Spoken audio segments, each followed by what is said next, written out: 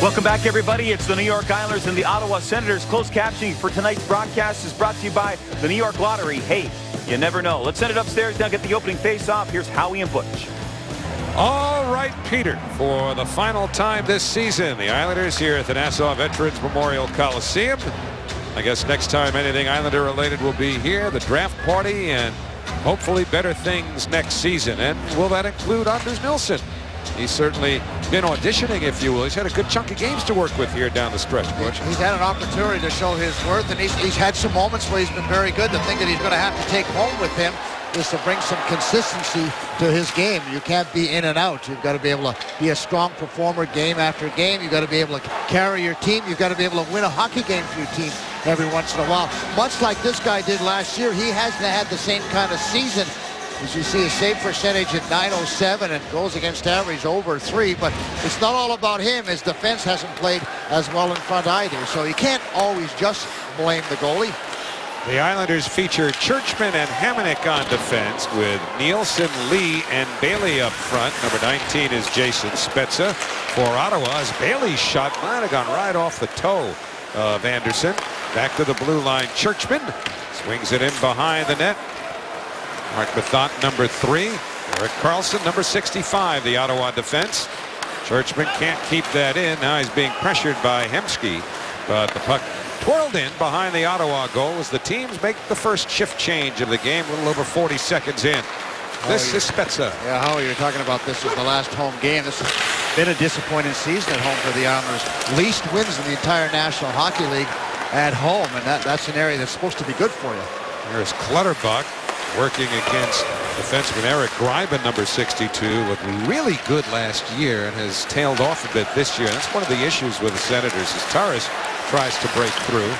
Paul McLean talked a lot about his second-year pros on defense having that sophomore jinx, not really competing anywhere near as well as Greiba, Learkosh, Cowan, who's not healthy right now.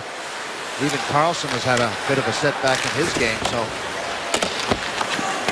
Mark MacArthur, number 16, has had a terrific season for the Senators. They say he's one of the big reasons that Taras has had such a good year. The both of them have been outstanding, but they say MacArthur is just so responsible defensively. And you look at a team loaded with minus players. You know, we talked about Kyle Taras being a plus 21. MacArthur's a plus 12.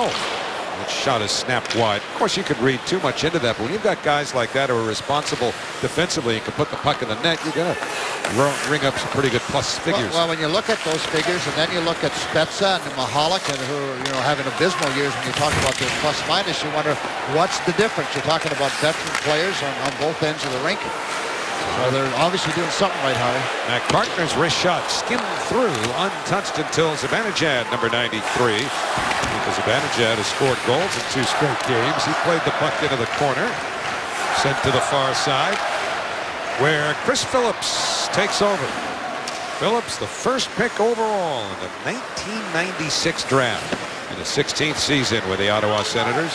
Quite an accomplishment in today's game when all the money that's passed out for the players to show some sort of loyalty. But Chris Phillips has been a mainstay back there. Hasn't wanted to go anywhere else. And a good solid defenseman for him for a great number of years. It really is remarkable, particularly in a market as a centering feed from Martin to Cizikas is tipped wide as Cizikas goes sprawling. You know, Ottawa's one of those mid-level markets where you don't necessarily expect them to be able to keep their best players forever, but Chris Phillips has been there since day one. Obviously very comfortable there, enjoys his time. And a drive wide taken by Jean-Gabriel Pageau, number 44. An Ottawa kid all the way, born in Ottawa, and playing for the Senators after his junior career in the Quebec League. Playing well and down in the Quebec League.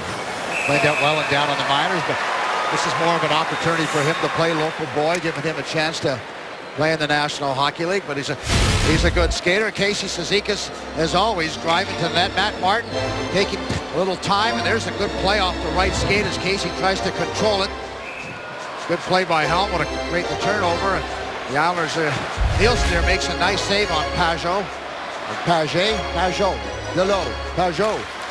I think you covered everything. I think so, yeah. So you can't make a mistake now. You've used them all. Well, I did take some French in my time in St. Boniface, Manitoba. Really? Below is water, Prince, so it's spelled the same way, so I just had to figure it all out. It's been a while. When you hear the bell, go to geography. Lafont drives it around the boards. McCulloch puts it in behind for Jason Spezza. Spezza pinned by Hamonic. Got it to the side of the net. Peeled away by Nilsson. Covered by Hemsky. He's checked in the corner by Churchman. Yes, you remember Pierre Pagé was a coach of the National Hockey League with the Anaheim Ducks, and I believe it was the Calgary Flames. Yeah, Minnesota North Stars too, when they were still the Minnesota North Stars. So you can see where my confusion was, Howie. I figured that out.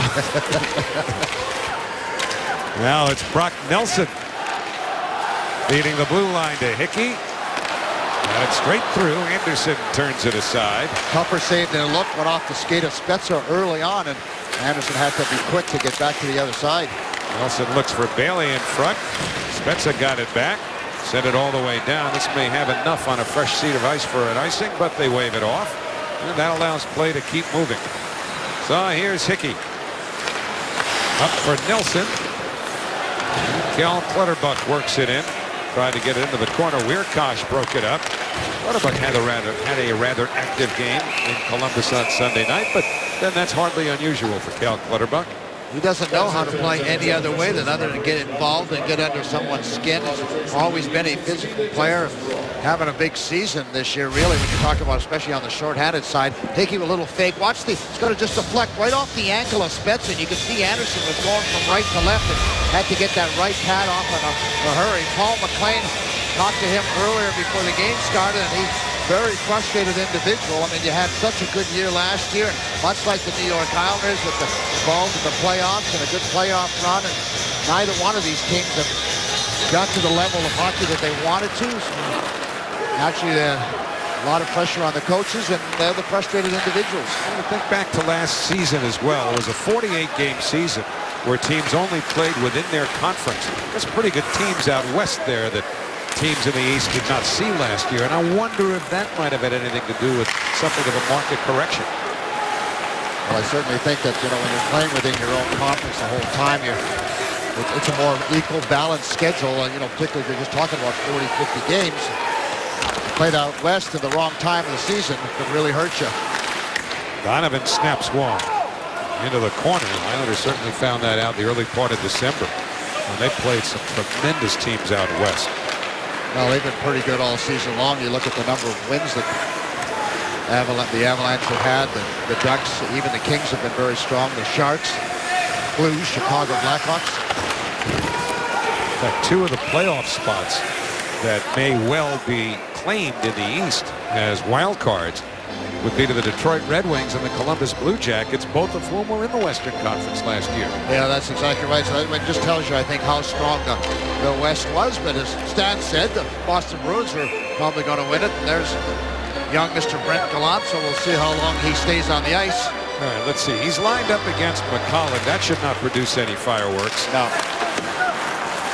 You wonder, should he be out there against Chris Neal or someone of that type? Cassian. Yep. Cizikas plays it across. Helmo reaching back for it. And a Gallant in the corner. Cass was behind Helmo just as he extended himself, so couldn't turn the shoulders around to get a shot away. Get over! And Helmo throws it in. Phillips will get to it first, chased by Cizikas. 6.5 gone here in the first period with no score. McCulloch. Out of Spezza. He wields it towards the wing. It was Mathot, the defenseman, jumping in. Good support, though, came from Hemsky. And Spezza's able to keep the puck under Ottawa control in the Islanders' zone. Tangled up with Hamonic. Hemsky back again to help out. Spezza flicked it into the corner. But now Hamonic takes over, and the Islanders should come out here with Ottawa beginning to change. On flame for Nielsen. He shoots. Up save is made by Anderson. So we'll step out. 12:55 remaining first period. Tonight's cold hard facts are brought to you by Frost Brew Coors Light. Among all active players, there you are in terms of majors, and only the off-concussed George Parros has more than Chris Neal. And that's a very difficult way, as I've said on a number of occasions, to earn a living. Well, now that's an interesting transition, is it not? Yes, he'd like to be in that leaderboard, like that opportunity. Hickey across to Mayfield. And now Nielsen recovers behind the net. Well, the implication there is those two could get together at some point tonight. Hickey throws one through traffic off Anderson's glove, recovered by Bailey. Wields on the thought. Mayfield to Hickey. All the way to Bailey. Quick shot scooped up by Anderson. There'll be another face-off in the Ottawa zone. The Islanders have really had the Senators' number this year. I mean, in past years, Howie, the Islanders never seem to be able to beat the Ottawa Senators, but this year they've just totally dominated them. Quick shot there by Josh Bailey, trying to get Anderson from going from his right to his left. But the Islanders have really been able to do the good things. The first game, over 50 shots, you remember, early on in the year, Howie, and then last game again, another solid game against the Ottawa team. And early on, starting to dominate again. So it's funny how things change over the years, where, as I said early on, the Ottawa Senators were almost an automatic win when they played the Islanders. See, Brock Nelson doesn't even remember that. Matt Cartner was on the other side for some of it. Well, yeah, you would ask him and he would tell you that they used to come in and win all the time. I guess that's a good thing. When the players don't recognize that, they don't care really what happened in the past. They're only worried about the present. Neal looks for Zibanejad in the corner. He's checked by Cartner. And now Clutterbuck moving ahead with Persson. John Persson onside. Clutterbuck going towards the net. But his path is shut off by Wiercioch as Anderson holds on. John Persson was talking about, his experience here and trying to take what he can from the number of games, the opportunities that the coaching staff has given him. There's the quick flip pass by Clutterbuck. Watch Persson as he wants to stay on side, so he's got to make a little bit of a detour, gets the puck towards the net. Well, one of the things that he'll learn is to get the puck down lower, play it off the pads. Here we go. It's going to be Gallant. And looks like he's going to go with Kassian. If it ever gets started, and the linesmen are saying, nothing precipitated this. We're not in the mood for it. Just go sit down, I guess. I don't know why. Let him get the fight out of the way, because they're going to try again later on anyway. So that's why Kassian was questionable whether he's not going to be in the lineup tonight. And, of course, as soon as Gallant was in the lineup, that's when they changed right away. Oh, you got to drop the puck, right? That's the thing, yeah. That's it. They fooled him. The linesman gave him a little fake. That was it. Faked him right out. Well, they'll probably get 10 misconducts.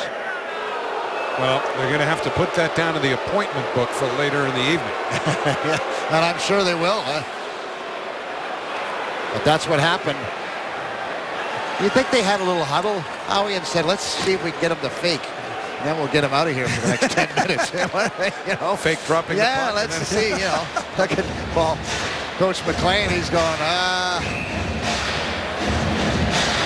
The pride of Sagamore Hill in Oyster Bay. The Teddy Roosevelt lookalike himself, Paul McLean. They get unsportsmanlike conduct penalties at 7:55.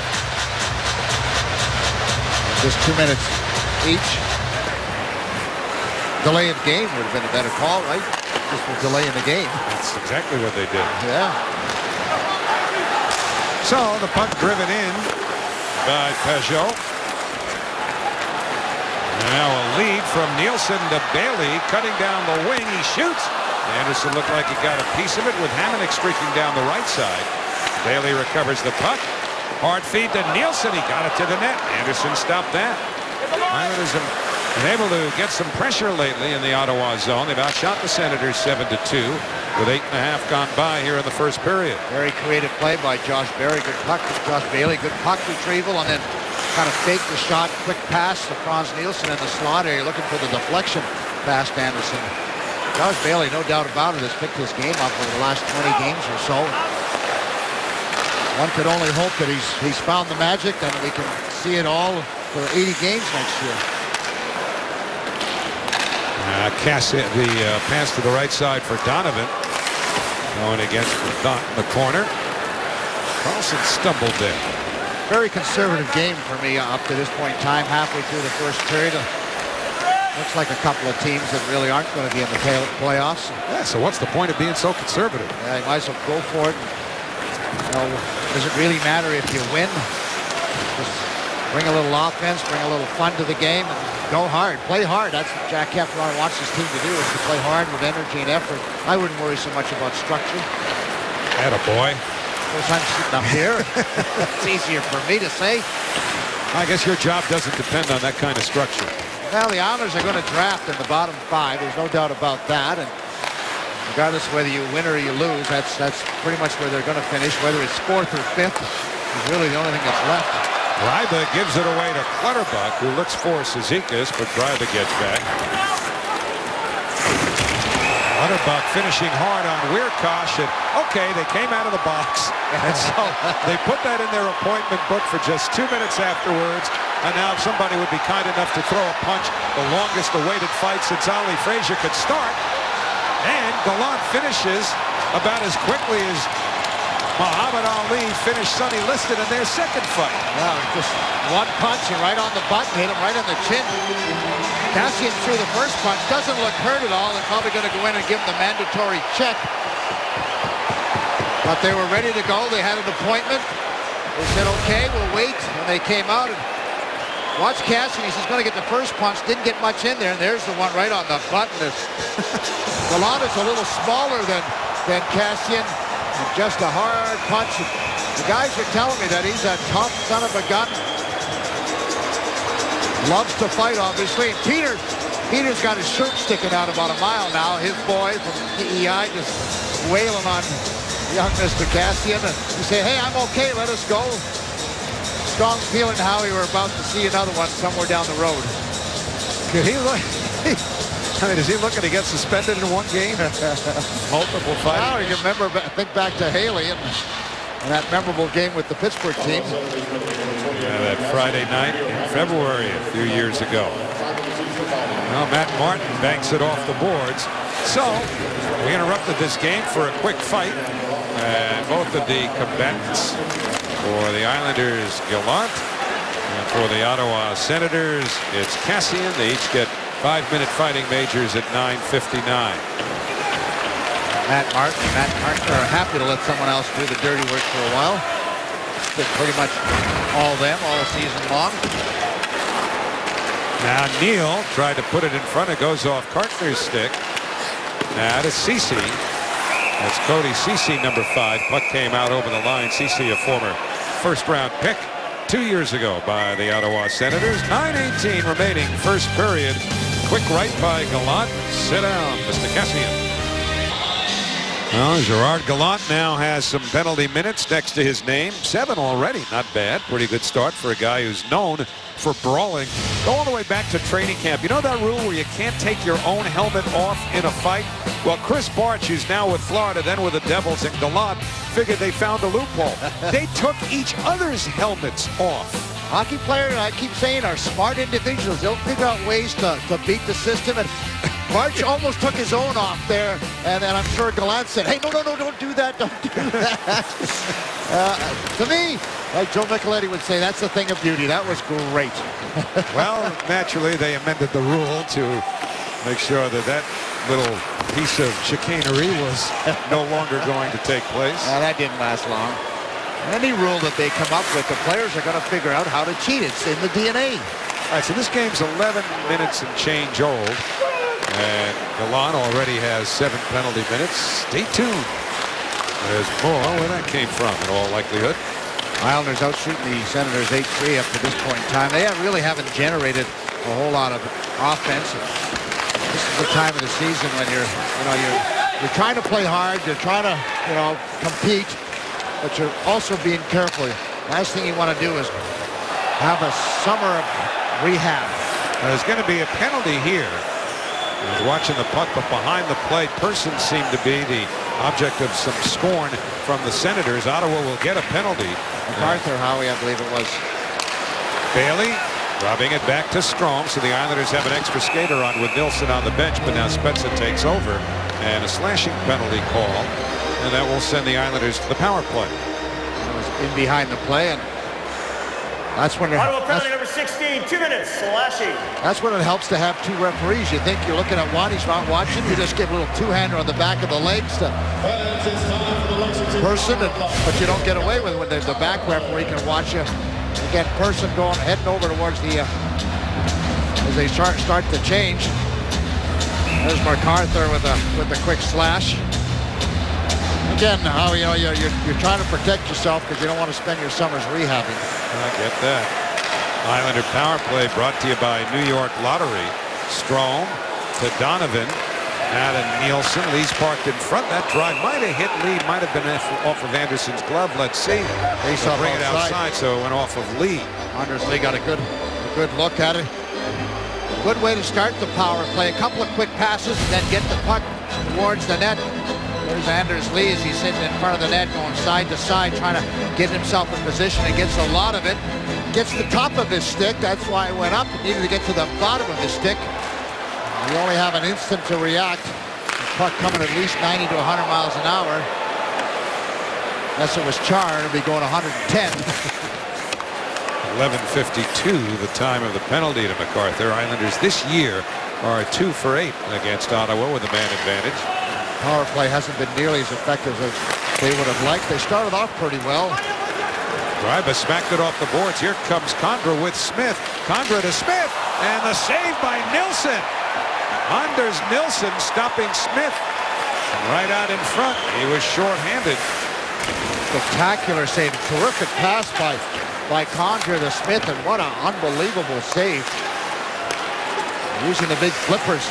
Not many guys could have got their legs that far across. Hamonic shot missed the net. Rebound. Strome couldn't get a shot off. Good play by Greiba to lock up that stick. 54 remaining on the penalty to MacArthur. 7 minutes to go in the first period. And the puck cleared by Mathot. Smith will be talking to himself, knowing full well on that opportunity how he needed to get it up in the air. He just shot it hard. Wasn't thinking that Nilsson could possibly make a save. Nelson put it in behind the Ottawa goal. Brock Nelson over skates. And the puck sent back to center. Hickey to Cizikas. He's up to the Ottawa blue line. Brock Nelson hurled it softly up the boards. And then it's jammed all the way down by Zibanejad with a dozen to go on the power play for the Islanders. First power play of the night. 6:16 to go here in the first period of the final home game of the season. Churchman away from Carlson. Fed through the slot. Back to Mayfield. That drive is stopped. So the power play is over. The team's back at full strength. McDonald now works to the corner. Put it to the side of the net where it was gloved down by Kyle Turris, and out come the Senators. Played in by MacArthur. Mark Stone, number 61. Fed it across. Carlson waits at the blue line. Keeps it alive. Out of Spezza. Jason Spezza to the slot. MacArthur didn't get all of that, but Nilsson did with his blocker, and then Nilsson stops the rebound. Strong first period for Anders Nilsson to keep the game scoreless. Experience MSG Game Flow during every Islanders game. Follow along on MSG.com with live play-by-play and up-to-the-minute stats. You'll also have access to in-depth player cards, live tweets from the MSG On-Air team, at extensive pre- and post-game video and analysis. Anders Nilsson, best save of the game. What a pass by Condra to Smith. Watch Nilsson. He just stretches out as far as he can go. See where Ryan Strome was, a little bit over too far. And again, look at the move towards the top of the crease again by Nilsson. Use your size, make yourself big, get off the goal line. That's exactly what he does. Even though MacArthur fanned on a little bit, he took away the openings. Anders Nilsson off to a real good start, as you mentioned, Howie. Has not been under siege. The shots are 10-7 Islanders, but the Senators have had a couple of good opportunities. Nilsson's been there. Churchman backs away.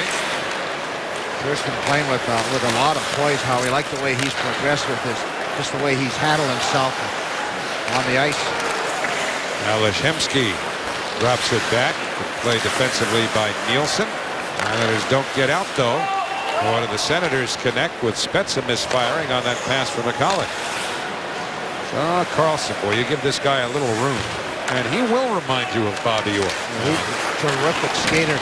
Remarked last game how we didn't see much of him getting into the offensive part of the game. Played just defense. Shot by Person, blockered away. Dennis Potvin told us earlier this year that he had dinner with Bobby Orr, and Orr said that Carlson reminds Bobby Orr of Bobby Orr. Well, he doesn't hesitate at all when he gets the puck to get up ice. That's something Bobby did better than anybody. As soon as he had the puck, his first thing he did was get his feet moving, and that's what Carlson does on a regular basis. Although I didn't see much of that last game. Got to call interference there? Or did the Islanders make a interference over by the bench? Referees continuing to call it close. The Islanders will have another opportunity on the power play. Methot heads to the bench with the interference call. Ottawa number 3, minor penalty, interference. So Methot to the box, and the Islanders will go to their second power play, brought to you by New York Lottery. Hey, you never know. Now Methot is 6'3", and you look at this defense, Howie. 6'3", Phillips 6'3", Weirkosh 6'5", Carlson's only 6 feet, Ceci 6'3", and Ryba's 6'4", the biggest defense in the National Hockey League. These guys are huge. Islanders did not manage a shot in their first power play. They've got Nielsen working it down low to Bailey. Back to Nielsen. Wields it to Donovan. And now Strome. Let's go a drive. That's blocked painfully by Ceci. Nielsen's got it back. Lee screening the goaltender. Anderson's giving him a couple of whacks. Lee's taking a beating there from Craig Anderson. Strome steps up, shoots. He hit the crossbar. I don't know if Anderson necessarily was preoccupied with Lee, but he's really been giving him the business. In old-time hockey, you want to hang around my crease area, you're going to feel my big, heavy goal stick. Smithsonian approach taken by Craig Anderson. That's the way it should be. You want to score out there, you got to earn it. Bailey with 1:10 to the power play. Hard feed to Nielsen, who went off of Anderson's glove. Wobbles back to Nielsen. And now Donovan. One-timer. Strome, a save by the pads of Anderson. And there'll be a face-off in the Ottawa zone. What a battle between Anderson and Lee. Now the dirty areas. There's the two-hander on the back of the legs from Anderson. So the referee's given them a lot of attitude. Or a lot of latitude, excuse me. Well, also attitude. There's a shot off the post, but Anders Lee not backing away in any way, shape, or form. There's the final shot. Anderson's very, very sharp, able to move across from his left to right, square himself, makes a nice save and covers up the rebound. Cal Clutterbuck just went to the Islander room. Line's been dumped after the face-off. Puck pops into the air, and Hamonic fight for it along the boards with McCulloch with 49 to go to the Islander power play. Here's some space for Hickey. He shoots. Anderson the save. Sweeps the rebound away. Persistent work by Nelson. And now Hickey recovers on a failed clearing attempt. Nelson puts it in front. Couple of whacks by McDonald, but Anderson will hold on. Nelson and Greiba get into a little tussle. And they'll be separated by the linesman with 32 seconds remaining on the penalty to Methot of Ottawa. Well, for a nothing game, it would seem. Tempers are starting to flare a little bit. Intensity's building. Nelson just throws this puck over Thomas Hickey, but look at the aggressive move by Anderson. He knows that Hickey's got nowhere to go, so he comes charging right out of his crease. And Thomas Hickey had absolutely nothing to shoot at, and that's why I say the net should be bigger, Howie, because goaltenders that size come out of the net. What are you supposed to do with the puck? Well, I guess you could hang on and see if you could go by the goaltender, maybe shoot it after you get past him, but it's tough, boy. Butchie, as a card-carrying traditionalist, I never thought I would allow myself to feel this way, but I just think at this point in the game, you might as well make the nets a little bigger if you want to increase scoring. It seemed to be the easiest way. Doesn't mean you have to double them in size. Just compensate for the extra padding and the extra room that today's goaltenders take up compared to the old days. And you're talking about the average size back in the 60s at 5'6", 5'7", and now the average size 6'4", 6'5". That, to me, is just common sense. So maybe that'll happen somewhere down the line in the not-too-distant future. But this Islander power play is now over as Methot comes out of the box. Well, the team's back at full strength. Islanders now 0 for 2 on the power play, although they did have 2 shots on this one after not managing even 1 on their first. And a lot of ozone time, which is important, so they were able to look for some things to happen. Zach Smith hits the trailer, but Carlson shanked the shot. It's a good setup, but Carlson just didn't get much on it. Opportunity to walk right into that shot. Lee with Bailey. Lee looks for Bailey, but he's higher up in the hash mark area than I think he expected. Josh Bailey needs to go right to the net, right to the front. Partial screen, deflection. Staying on the outside of the dot, you're not going to score from there.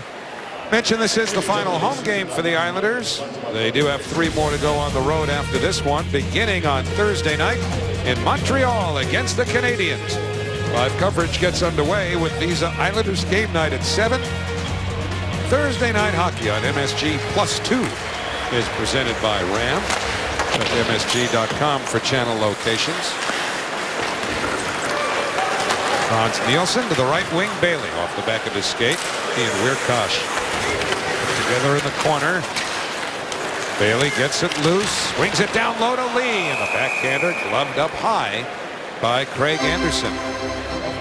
Well, let's go back to the Bailey play with Anders Lee.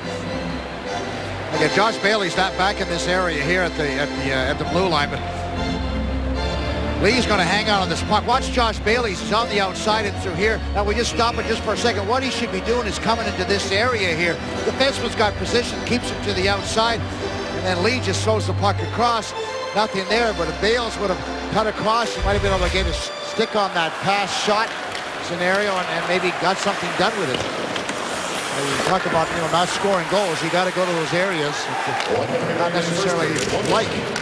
We're into the final minute of the first period. Ceci plays it up the middle. Donovan looked like he had a hold there on Pajot, and there'll be a penalty. They'll call it a trip as Pajot went down as well. But either way, the Islanders will be down a man here. Donovan says, I want to see the replay. Islander penalty number 46. I thought that was a pretty good check at the blue line. The referee's going to call it tripping. Well, Matt, watch this. Yeah, that just gets a hip on him and looked like actually a decent check to me. So the Islander defenseman Donovan might have got the worst of that call, but the Islanders have had a couple of power play opportunities themselves, so it was only fair that the Senators get one. First power play for Ottawa. They are 1 for 7 this year against the Islanders. Middle of the pack overall, 15th in the NHL, and the Islanders next to last on the penalty kill. 29. So it's Turris, Garther, Zibanejad, Wierkosh, and Carlson. But here come the Islanders short-handed. Nielsen throws one to the net that Anderson blockers aside. 40 seconds remain to the period. I'll say how, of course, the Islanders got buried in Columbus the other night. So 3 for 3 or 3 for 4, the Blue Jackets early on. Carlson knocked the stick out of Nelson's hand, but now Anders Nilsson has to hold on with 24.9 remaining in the first period. If the Senators don't score before the period ends, they'll start the second period with 1 minute and 8 seconds of power play time. Both Wierkosh and Carlson can really bring it. They have terrific slap shots from the point. They're playing their opposite sides right now, so that's the crux for the matter. Although Wierkosh is going off right now and being replaced by Ceci, or Zibanejad, who shoots the puck off the well. So 4 forwards for Coach McLean in lieu of 2 defensemen. A little more offensive-minded. Of course, the faceoff is in the offensive zone, so you look to win the faceoff. Now Zibanejad is going off. Wierkosh is happy. Thank you. I get to play on the power play. I might get another goal here. But he does shoot it awful hard. Spencer's on the faceoff. Against Cizikas, it comes back to Wierkosh, who backs up, hands off to Spencer for a drive off the arm of Nilsson. 17 left in the period. Race for the puck in the corner, won by Hickey. And we're down to the final 10 seconds of the period. Not very creative by the Ottawa team in that power play. A hard angle shot. Carlson misses with the pass, and that'll take care of the period. 1.4 remain because the Ottawa Senators are deemed to have iced the puck. Looks like they're just an offside. And they're going at center ice. That's the referee saying, way of saying I made a mistake, which is okay. We all make them. Well, if they just drop the puck, the 1.4 will tick off, and they can forget all about their mistake. It affected nothing. No score at the end of 1 here at the Coliseum. Brent Gallant played, 57 seconds of the first period, and he's got 7 penalty minutes. Welcome to the NHL, kid. Well, he was hoping to get involved in some sort of fight. I mentioned talking to him this morning that he enjoyed that part of the games. Like the way Eric Bolton played. Well, Eric Bolton is a pretty solid hockey player, but doesn't mind dropping the gloves. So Eric will be proud. Well, coming up, our forward intermission report. Peter will chat with the pugilistic Islander rookie Brett Gallant. Look back on the NHL goals of the week. We'll have first period highlights.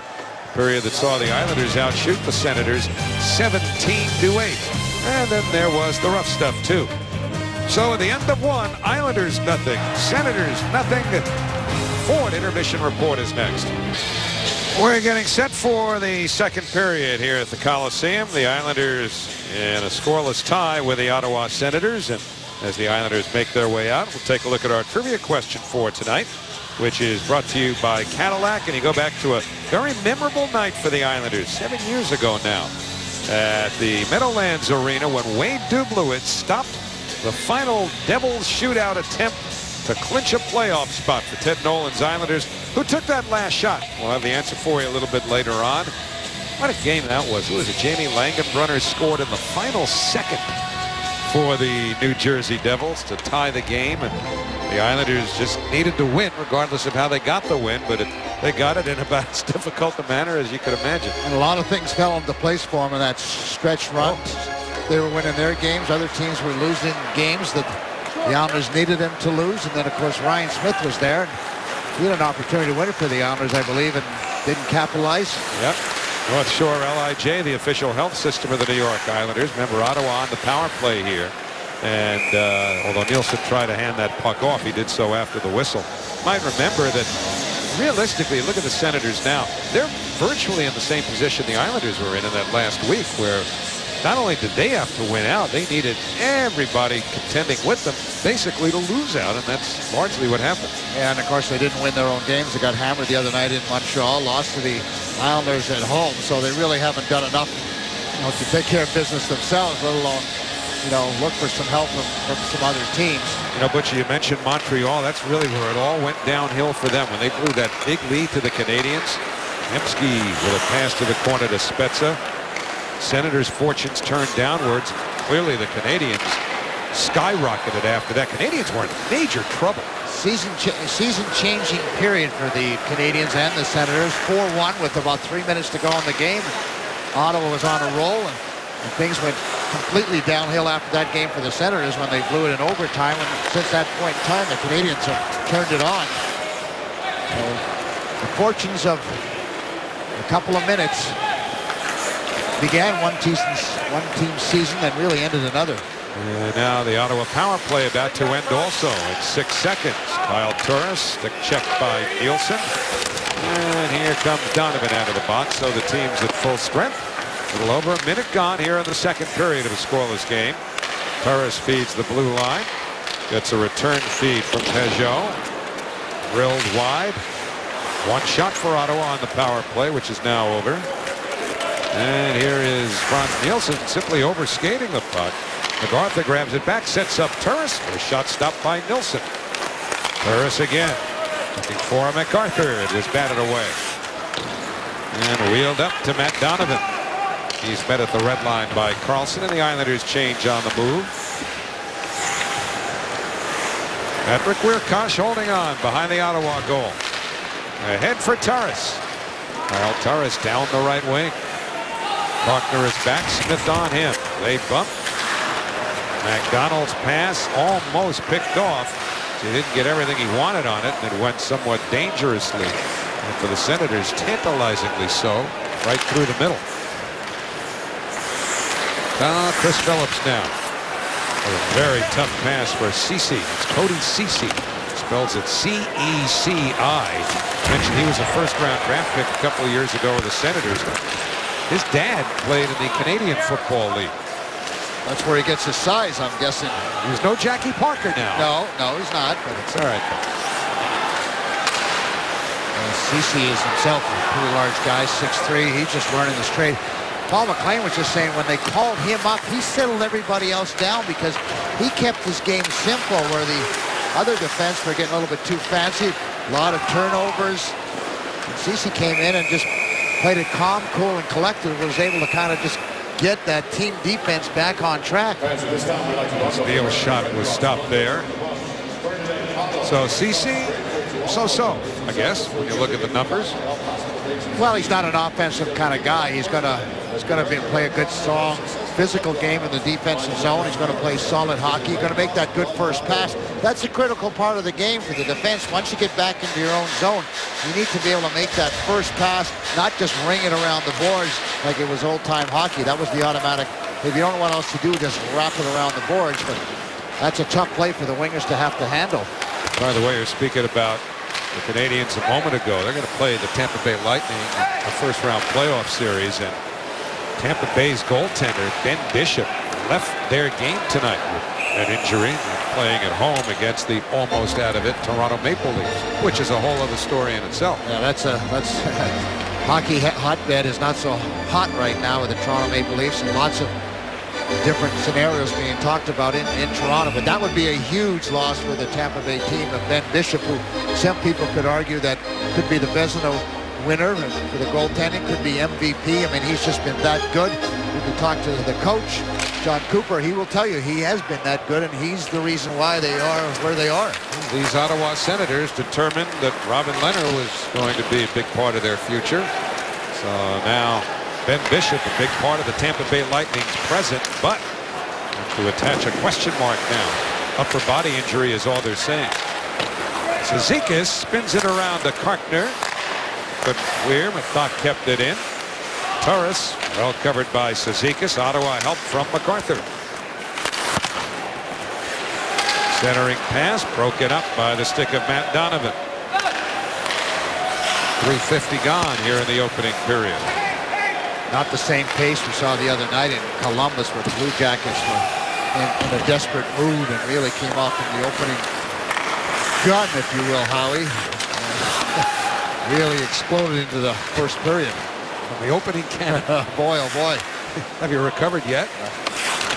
Everybody making a lot of fun of me, but you know what? I got caught off guard there. Well, I don't know if the boys in the truck are poised to show that again, but they actually have a feed, which you didn't even see on TV. No, I didn't know.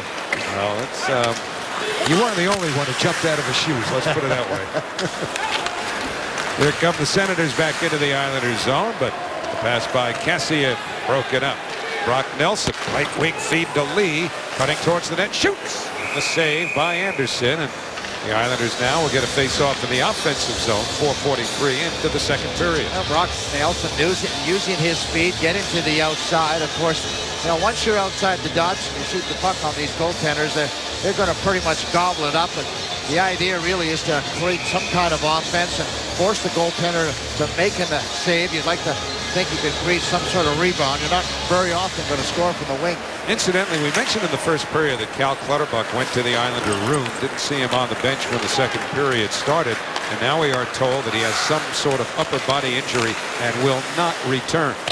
So Cal Clutterbuck, the latest Islander to go down, at least for now. A fluttering puck protected by Nilsson. And you know it's got to be somewhat serious to get Cal Clutterbuck out of the lineup. I mean, he needs to be healthy to play the type of game that he plays. It's a very physical game. He takes a lot of hard checks, but he also gives out a lot of hard checks, as we watch young Mr. Churchman. For me, who has impressed me very much, just the way he's handled himself and been able to skate at the National Hockey League level. So we'll have to hope that Cal Clutterbuck, it's not serious, it's just temporary. What's the next step for Churchman, you think, in terms of development? Well, I think he has to get stronger. Quick shot there by Zibanejad went wide. I think he's...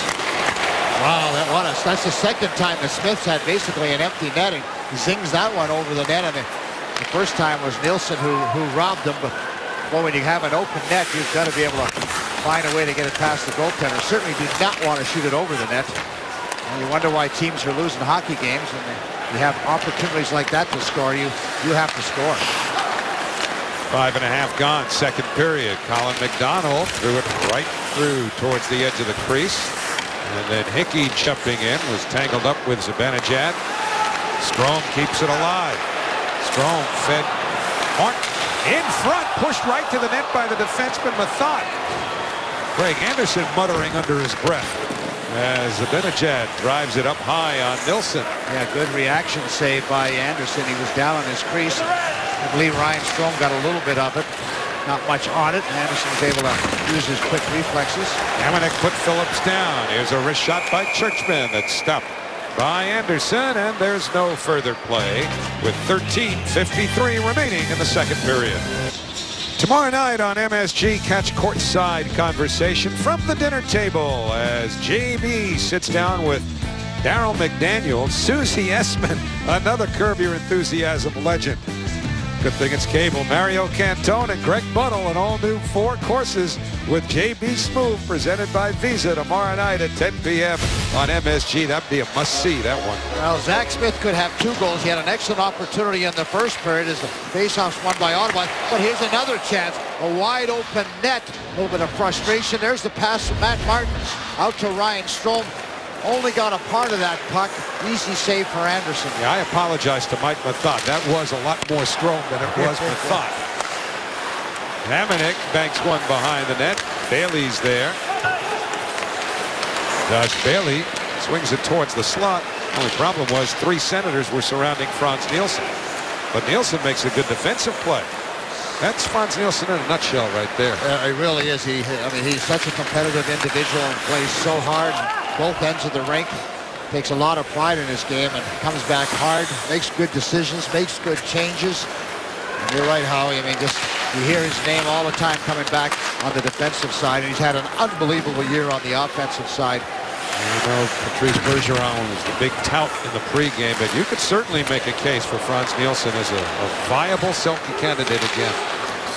Or a Lady Bink, because he plays the game honest and fair and doesn't have maybe quite as many points as Ryan O'Reilly, who has only 2 minutes in penalty, but I think Frans has 8 minutes. Yes. A few more points, but Frans could be you could talk about either one of those categories for him, really. And you went a whole season with none. None. That's amazing. Well, I think it's a little tough for today's game. Condra bumps Hickey. Oh, yeah, a lot of the ticky-tack stuff they called it. In today's game. Yeah, it was routinely let go back then. You could get away with a lot of hooking and holding, some slashing. And they did. I was on the receiving end, and I gave a few, too. Nice save by Anderson on that turnaround shot from Brock Nelson. But, you know, a good news story coming out of the Woods Memorial. And, I'm a big horse guy, as you well know, and wicked strong. Well, the president of the Centennial Farms, Don Little, he named his 3-year-old colt for victims of the Boston Marathon bombings. 1% of the horse's earnings, as you can see, will go to the victims and support their family. And this is just a terrific story. And his horse was a long shot, came out to win. And I don't know if he'll win the Kentucky Derby, but it'll be nice to see. And good for Don Little and Centennial Farms to do something that's really something special. He was at the Boston Bruin game with the owner of the Boston Bruins, Jacobs. Jeremy Jacobs. Yeah, that's a tremendous charitable endeavor. It really is. It really is. Wicked strong, for those who don't know, means very. It's not like it's a bad name for a horse. You may have to explain that one. Yeah. Zibanejad threw it to the side of the net. Worst thing is I didn't bet him, Howie. That really upsets me. Here's a lead for Nelson. Check from behind, swings it right to the side of the net. Smith riding Nelson there. 11.5 remaining in the second period. Shots are 21-14 Islanders, but the game scoreless. Carlson up now for Zach Smith, who's had 2 great chances in this game. Nelson beat him once, and he fired over the net the other time. Well, Lee's protecting Brock Nelson, so I'm not sure either one of them wants to fight. It's more like, what are you doing here? And not taking any of your garbage. Either one dropped the sticks too quickly. Of course, Andersley has, played his college hockey, so you don't do too much of the fighting in college hockey. But Brock Nelson, using the wraparound, has an opportunity on Anderson, keeps his feet moving. And I talked about maybe going by him, how he was getting a little bit too aggressive. So that's not a bad try from Brock Nelson. Great play by Mathot. Yeah, Mathot just stays right with him and then closes it off, makes the save. Smith was coming back hard to try and help his goaltender out. But when you get a goaltender that's aggressive like that, sometimes it's better to hold on to it and see if you can't go short side or wrap around. Well, Lee gets the penalty for roughing at 8:46. So Anderson had just a little help there from is defenseman Mark Method. And now Ottawa goes to their second power play. They're 0 for 1 with one shot. And they've got Turris winning the draw back to Wierkosh. Now Turris forced to the corner by Hamonic. MacArthur, Stone, Carlson and Wierkosh the rest of the power play. This is Carlson looking for the stick of MacArthur. Wierkosh in the corner. All the way to Turris. Rink wide again. Wierkosh a shot stopped by Nilsson. He's able to reach back and protect it and get the whistle. Seam pass by the Ottawa team. Turris over to Wierkosh, who has a good shot. It's an angle shot. Anders Nilsson was able to establish position. Could feel it sliding through. Watch him go from right to left. Got good position, top of the circles, and it's on the inside of his right elbow, and he feels it drop down, and of course leans back and makes sure he covers up to the position. He knows it's sliding through, takes a little look, and Churchman's coming in to help, and he's probably screaming at him, I got it. Don't move too quickly. And of course this happens in a millisecond. It really does, but you do talk to your goaltender if you're coming in, because he can't always see where it is. So now Cizikas brings it to the corner. Winds it to the far side to Nelson. He absorbs the check. Killing a little time here. Try to get it back to Cizikas. How good has his progress been? Brock Nelson, since he's been with the hockey club, killing penalties on the power play. I mean, he's going to be like a vet next year. Here's Spezza shooting. He went wide. Big carom covered by Hemsky. Only Wierkosh fails to hold the puck. Running before you caught it. That's what that was. It was passing before you had control. Now Carlson checked at the line. He had visions of splitting through and doing it himself. No speed as he came to the blue line. He's a terrific skater. You need to accelerate as you get to the blue line, not slow down. An amazing recovery last year from that bad Achilles injury. Cook and him collided in the corner. Carlson was accidentally cut on the Achilles. There was Wierkosh and Martin colliding. Here's Churchman firing, and a stick save made. Wierkosh got the worst of that. He was trying to get back into the play. And Martin, who bumped with him, says something to him. But Wierkosh doubled over as he heads towards the Ottawa bench. Had his right glove up to his face. There's Matt Martin and Wierkosh going into the corner. Oh, he just rubs his face up against the boards as he goes over the top of Matt Martin's body. You can just see him with the hand up over the face.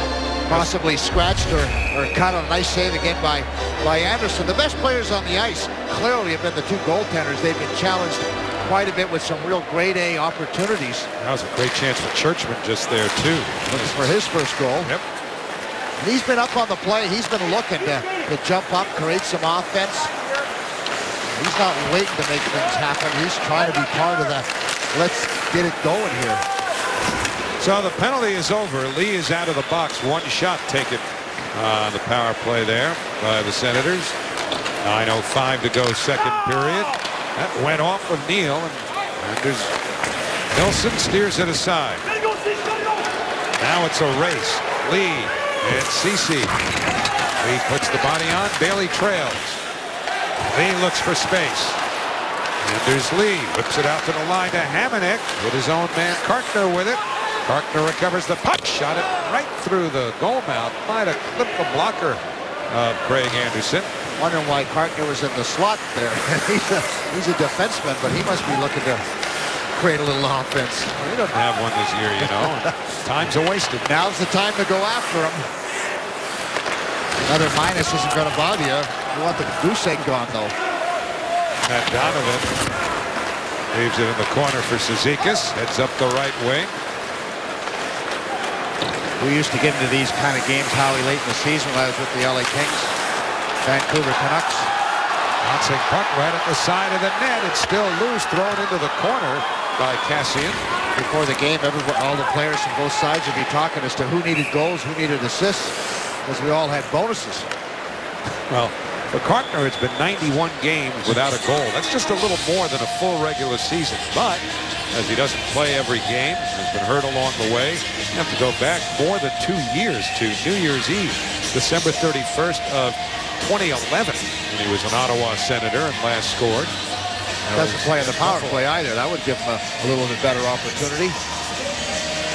7:55 to go in the second period. Nelson left it behind the net, and Condra tripped up, and there'll be a penalty. The Senators will go to the power play. So 7:46 remains, second period, and Ottawa power play is next. Saturday is Red Bull Saturday on MSG Plus. Check out New York soccer team as they take on DC United. Live coverage gets underway with Red Bulls game night at 6:30. Red Bulls DC United Saturday on MSG Plus. Person for a trip at 12:14. Ottawa will get their third power play. They've had 2 shots. And he's just kind of driving out from the corner. You can just see that he gets his stick caught in between. Oh, that's, to me, come on, that's a little bit of a dive. I mean, really, when you get up on the toes of your skates, Howie, that's a dive. The referee let Condra get away with one. That's called embellishment. I would have gave him both 2 each. In fact, I may not even give John even a penalty. That's terrible. Well, the reality is Person sitting in the penalty box, and the Senators are on the power play, and 4 Islanders waited for Carlson in center until they finally gained the blue line. Neal drops it back to Carlson. He sweeps it across. Gets a return feed from Hemsky. Sets up Spezza for a drive. They score! It's a power play goal for the Ottawa Senators, and they lead 1-0. 5-hole goal. Anders Nilsson just couldn't get down in time and capture that puck. And nothing fancy about that power play. They were able to use the delay tactics to be able to get to the blue line. That just means a back pass and then come up the ice with some speed, and then they just moved it around the top of the horn. Eventually he would get over to Spezza, and he just tees it up, and I don't know if he screened it all. Neal is trying to get in front, trying to screen him, and perhaps Nilsson didn't pick it up as quickly as he would have liked to have picked it up, but it's a 5-hole goal. When you're a goalie that goes down, you've got to make sure you get down quick enough that you don't give up the 5-hole, because obviously your legs open up when you do drop down. If it's Spezza's, it'll be his 21st and his 63rd point of the year as Ottawa scores first in this game. With 7 minutes remaining in the second period, the Senators go offside. Talk about Jason Spezza a little bit. At one time, he was considered a huge prospect. Pretty well a consensus #1 during his junior career. He's had a nice career, but do you think he's fallen short of the expectations? I think he was number 5 overall, so I think they were looking for a little bit more from him. And you're right, Howie. I mean, he has had some injuries, but he hasn't been the consistent player that you'd like to have him. He seems to have gone through periods where he was just a playmaker, didn't shoot the puck enough. And I don't know that he's ever developed into the good two-way center that they had hoped. He's always been able to bring offense, but he needed to bring a lot more in the defensive zone. And I think that's part of his game that hasn't really got to the level that they would hope. Yeah, he was an absolute whopper of a prospect. He was really the talk of junior hockey for 2 years before he was the 2nd overall pick back in 2001 by the Senators. Remember, he was the pick the Islanders gave up for the Ashen deal. He could have had a whole different career maybe with the Islanders. Yes, that might have happened. 6:37 to go in the second. Spezza's 21st from Carlson and Hemsky at 12:45. Not that you necessarily had a horse in that race, did you? No, No. I did not. But you're right. But he's been a good player. I mean, whenever you can take a first rounder and he plays as your #1 center, I mean, you're getting a pretty good guy, because there have been teams around this league for a number of years that have taken #1 picks and they never played a game in the National Hockey League. So there is some risk. There's no guarantee just because he's a #1 pick he's going to be a good player. And he's been a good player. We don't want to minimize the career that he's had, but the expectations were almost Lindros in size. Anders Lee, one-hander stopped by Anderson. He's got a terrific shot. He's great on face-offs. Not the most prolific skater, I think you would say, in the entire league. Well, let's remember, too, the league has changed, Howie, ever since the rule changes, and it didn't benefit him. Because speed's not his game. He's kind of a strong, long-striding centerman that doesn't mind the tugs, the pulls, the interference. In fact, he's going to be a better hockey player when you have that kind of a game that he's going to be involved in. Senators know about a big first-round pick that was a complete bust. Remember Alexander Dave? Exactly right. So that's a big win then when you look at one extreme to the other extreme. Yeah, I just don't want to paint the picture of Jason Spezza having not had a good National Hockey League career. He has. And you wonder, this is the first year that he's been a captain, Howie, and I don't think he's had as good a year as the coaching staff would like him to have. And that's been a big hole for the Ottawa Senators to fill is Alfredsson. I mean, this guy was the captain for X number of years, for what seemed a lifetime, and now all of a sudden they got to get leadership from somebody else. And that takes a lot from not only the adjustment of the entire hockey club, but certainly from Jason Spezza. So 5:47 remains, second period. The Senators have grabbed the lead. I was talking about the Cannon in Columbus the other night. We were not on camera when this happened, but just take a look at these two stooges.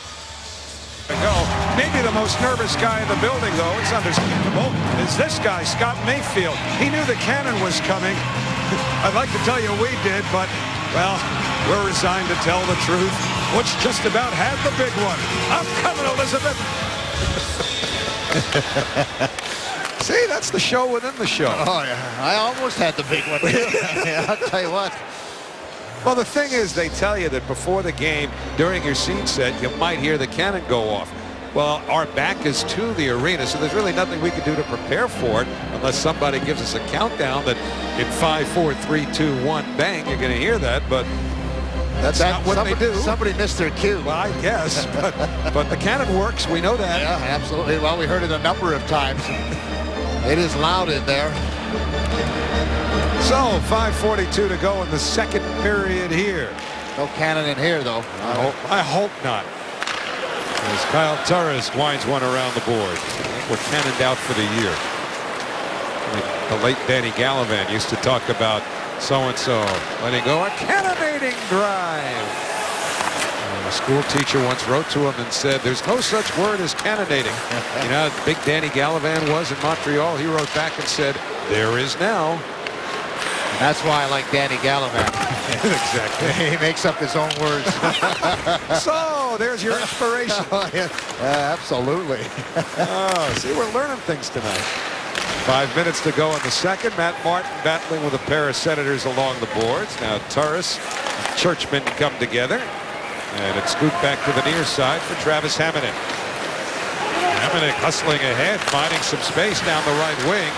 Seas didn't quite open for him the way they did earlier. Hemsky trying to get around Faulkner. Absolutely nothing doing there. That's Hemsky's favorite move, where he gets the puck on his right side, then puts it between his feet, coming back to the left side. Seen him be successful a number of times, score one goal. Hemsky's been a pretty good trade for these guys. Second most points of a traded player. He has 13 points. The number one player in the league on a trade is Vanek. Thomas Vanek has 14 points. But watch him. Puck out there now, back between the feet. But Cartner says, I've seen the move. I've watched the highlights before. I know what you're going to do. And he's a wily vet. Makes absolutely no mistake and eliminates his man. Cartner's played very well down the stretch. He's lended some real nice leadership to all these rookies, these young guys. He's fought for them. He's talked to them, and he's been had great communication on and off the ice. And he's such a good guy. You get a chance to talk to him. He loves to compete. Loves to stick handle, too. He wants that goal badly, doesn't he? Keep going, Matt. Get up the ice. All right. Full disclosure, we're rooting for him. Drive to the net.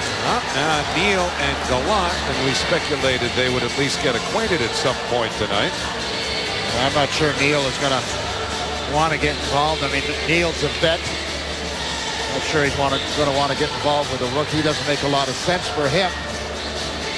You evaluate that situation. What does he have to gain? He has a lot to lose. But Gallant, on the other hand, well, everything to gain. And by the way, in case you're wondering, no relation to Gerard Gallant, the former Islander assistant coach. Or Gord. Or Gord, yeah. And from the draw, it's Mathot. And away by Cizikas. His parents drove all the way down here, too, from PEI, along with his brother and his Uncle Mike, Brother Bradley. So a long trek to come and see their Brent play in his first game. He gets to meet the Prince Edward Island Director of Chamber of Commerce, Peter Reckgazer. Cizikas lost his stick in a little tussle with Zach Smith. And out come the Senators. A pass too far from Mathot. Backed up though by Peugeot. Icing waved off. Zach Smith plays an alley game. He's a third line, fourth line checking center. Carlson gave it up under pressure. Nielsen looks for Donovan alongside the net. Couldn't get it there cleanly. Carlson a little bit lackadaisical in handling that puck. He knew he was in a tough area. Got to make sure you slap it to the side in a hurry. So Hickey being chased by Clark MacArthur. Nice lead pass for Lee.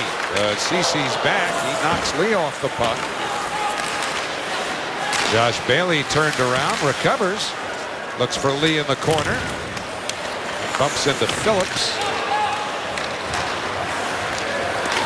Islanders have definitely out-hit the Senators. Senators playing much more conservative. Well, that's what I'm using. That's the adjective I'm using right now.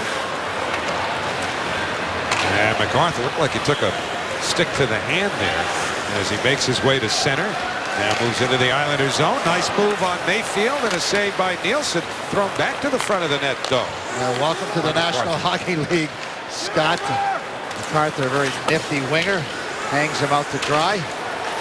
Islanders are out shooting the Senators 18-5. The Islanders will get a power play here unless Martin might have evened it up. Shouldn't be a penalty there. That's just a little push on Wierkosh. I don't know. Matt Martin's talking to the referee. I think they're both going to go. Number 46, 2 minutes interference. Islander penalty number 17, 2 minutes roughing. 4-on-4. Now we'll watch the replay. Not much. But the referee wanted to keep the game on an even keel. Matt Martin, 2 minutes for pushing, I wouldn't call it roughing. Well, in any event, it'll keep the on-ice manpower equal. At 17:47, interference on Wierkosh, roughing on Martin.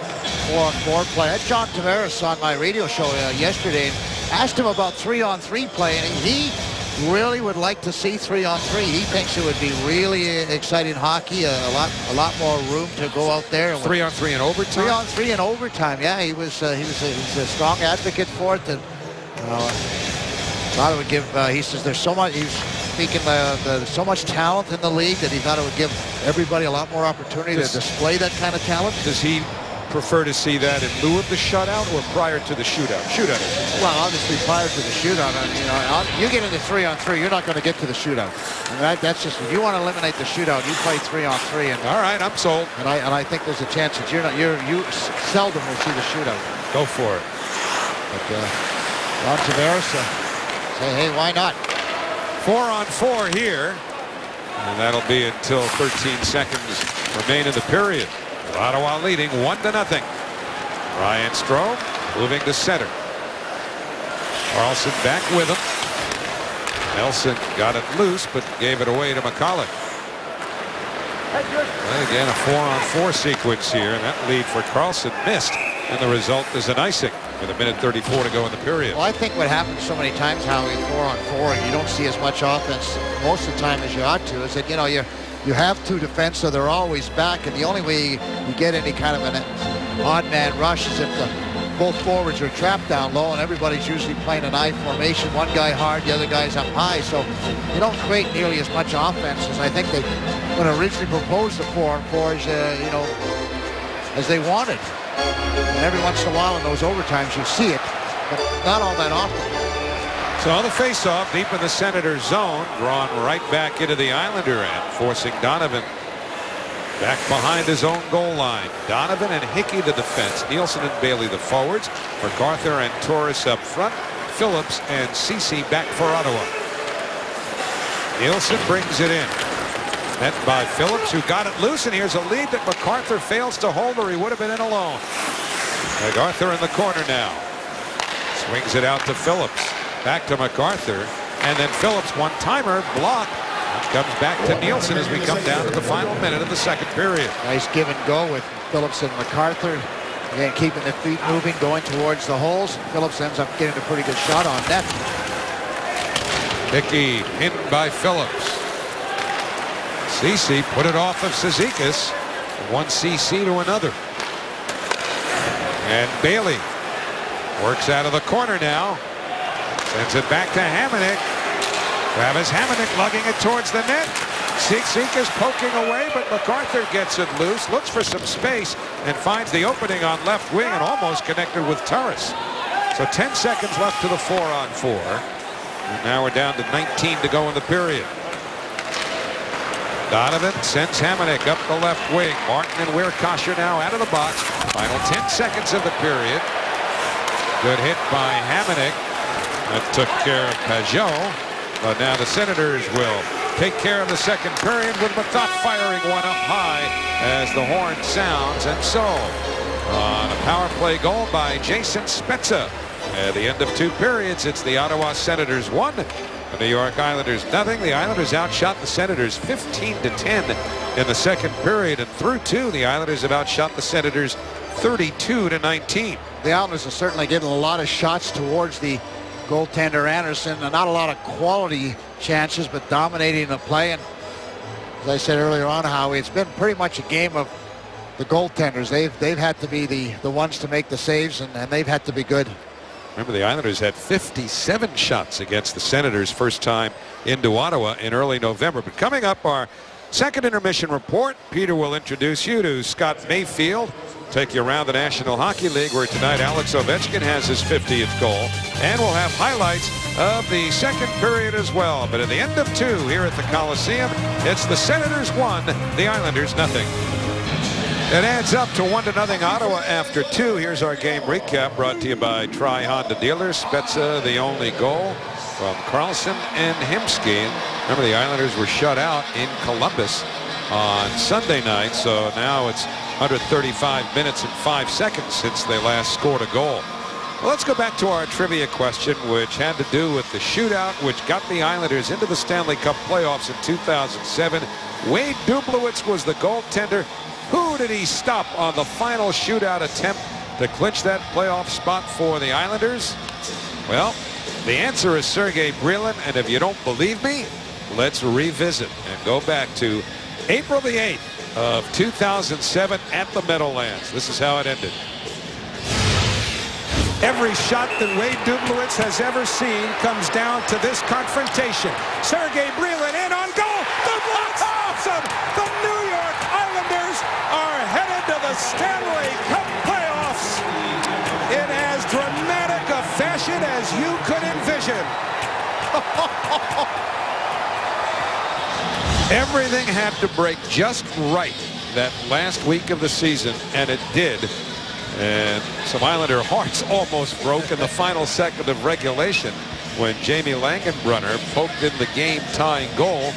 But then Wade Dublowitz got it done in the shootout, and the Islanders wound up playing the Buffalo Sabres, losing in 5. And yet, that was one of the more memorable regular season finales in the history of the Islanders, really. And Wade Dublowitz played very well for the Islanders, was an unexpected hero at that point in time. And playoffs, and the run to the playoffs, Howie, it's what hockey's all about, and it's unfortunate that we won't be part of it this year. Nope, but just remember the noise from last year.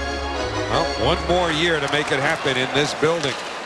North Shore LIJ, the official health system of the New York Islanders. So the final period, at least full period, of the home season, as the shot from the boards is stopped by Craig Anderson. But you're right, Butch. You know, just think about what was a year ago and all the passion and energy and emotion in this building. It seemed to come back almost at once as the Islanders got on that late season roll. Well, there's one more year to sort of revisit those emotions and that decibel level. Well, and you have to really hope that the Islanders can find a way to get into the playoffs next year, and be able to, for everybody to be able to enjoy that. Churchman shot stopped. Nielsen scores on the rebound. Frans Nielsen continues his career year. His 25th goal of the season has tied it 1-1, just 22 seconds into the third period. And maybe the best shift that the Islanders have had in the entire game. They saved it for the start of the third period, being down a goal. They just go to work. They get the puck back to Churchman, and then everybody converges. You know that Lee was going to find his way down there, but there's the first shot. Lee in front of the net, and the Islanders just stay with it. Retrieve the puck. There's a shot by Churchman, and everybody goes to the net. A quick backhand by Frans Nielsen. Churchman does the good thing. He gets it on net. There's a nice big rebound for Frans Nielsen. Anderson's got to do a little better job with his rebound control. You got to angle your flippers. Make sure that puck goes off to the side. Howie didn't do a very good job. And Frans Nielsen in the slot area is able to backhand it in. And the Islanders should have lots of energy. Well, in this third period. That puts Frans alone in second place among Islander goal scorers. John Tavares, of course, stuck on 24 since his injury in the Olympics. Kyle Okposo apparently won't get that 30-goal season as he continues to sit out down the stretch here with his lower body injury. But for Nielsen, that's his 25th goal of the year at the 22-second mark of this third period.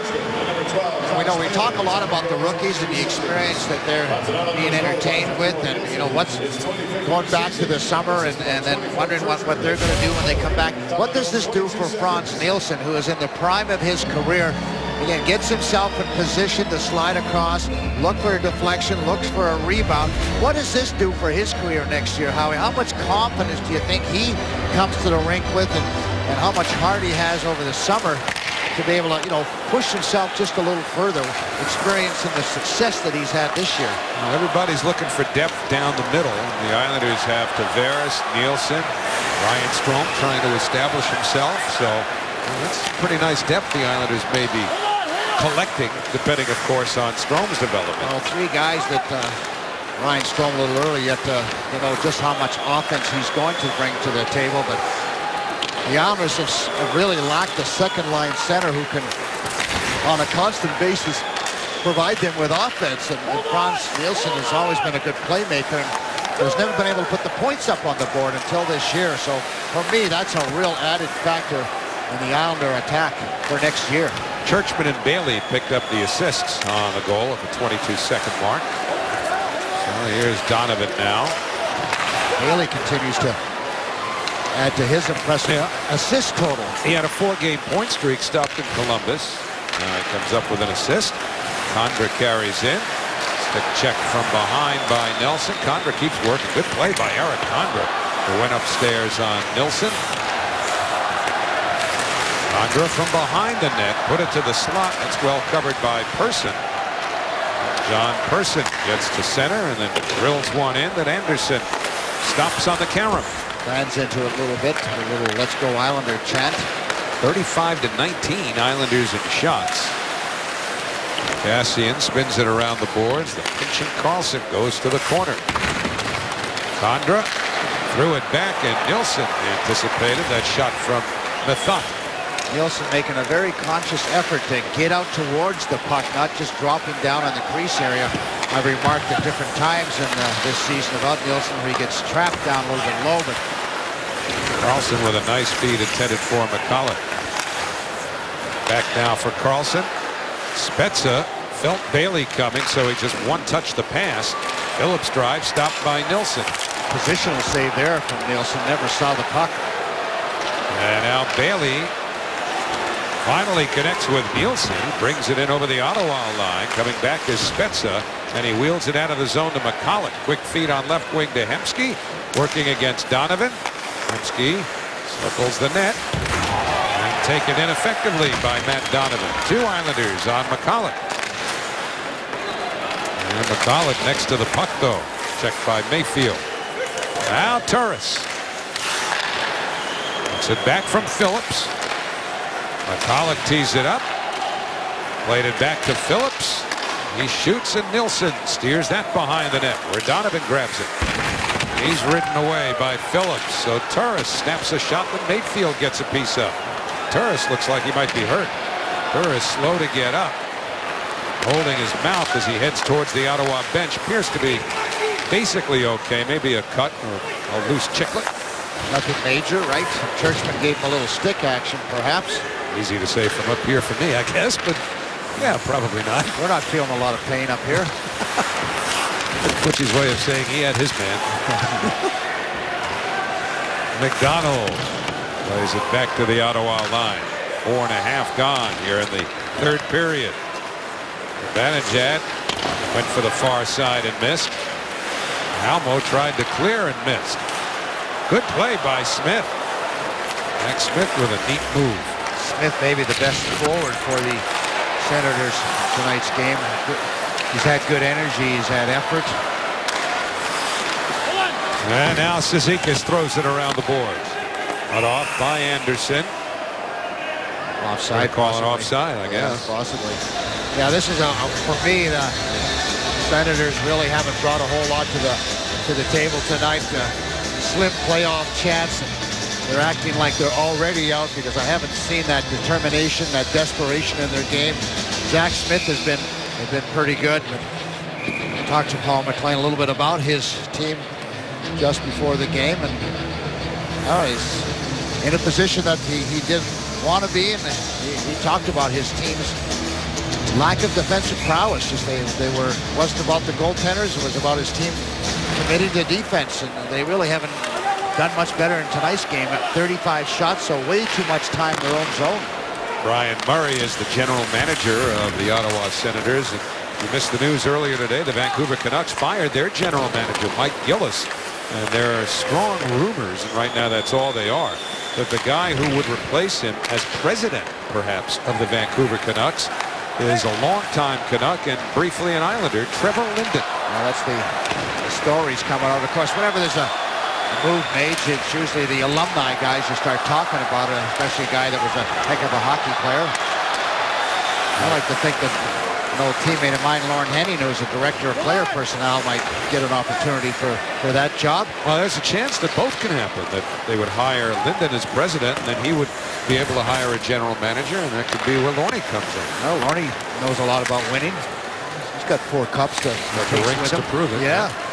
Great tutelage under Al Arbor and Bill Torrey, so certainly has the pedigree. Great person. Yeah, wonderful, honest individual. Him and his wife, Kathy, who still live in L.A. Thomas Hickey drafted by L.A. Up to Bailey. He likes the sun in L.A. No further connection. Puck loose along the boards.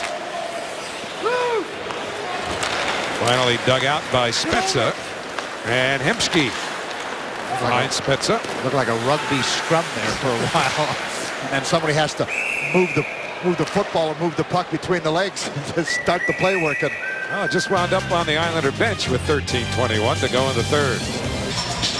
Well, if you don't know that man's face, you certainly know his work. He is one of the outstanding cameramen in the history of the National Hockey League.